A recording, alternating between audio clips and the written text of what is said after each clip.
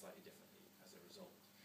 Space is something that both reflects and articulates and indeed constructs social behaviour. So the question, I guess, in this book, as Michael put out, is what use can that kind of reconfigured understanding of space be to ancient history?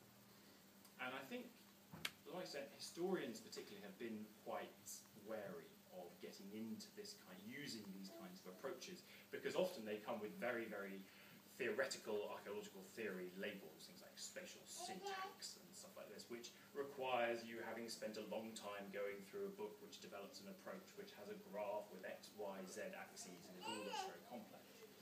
What I wanted to do very much, and what I felt there was a need for, was to dial that back and say, now hang on, spatial approaches can be of use to the ancient historian, and much more than that, they can be a very easily used kind of approach. You don't have to get into that complex kind of theoretical approaches to use and appreciate spatial approaches. And as Michael said, as the back of the book is up, the argument put forward here is that we cannot properly understand history without a full appreciation of the spaces through which its actors moved and the way in which they thought of, perceived those spaces that surrounded them, created, and that they were constantly changing and interacting with.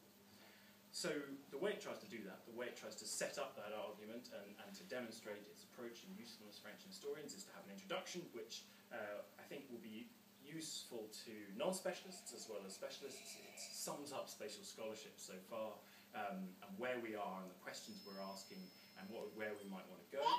And then it develops 5 case studies and they vary across the Greek and Roman worlds, from Cyrene, as Michael was saying, in Libya. I was trying to, part of the description Michael gave makes it a little bit sound like this is a rough guide to the Mediterranean. It sort of hops from Syria to Delos, Cyrene to Delos, to Ostia, Pompeii. Yes, it does go all the way around the Mediterranean, and I wanted it to be interdisciplinary in that way, to cross that sort of Greek-Roman divide that is so often sort of thrown down the middle. It crosses lots of other disciplinary divides as well, in that it is both about literary text, but also about physical spaces, and about the types of evidence that are being brought to bear.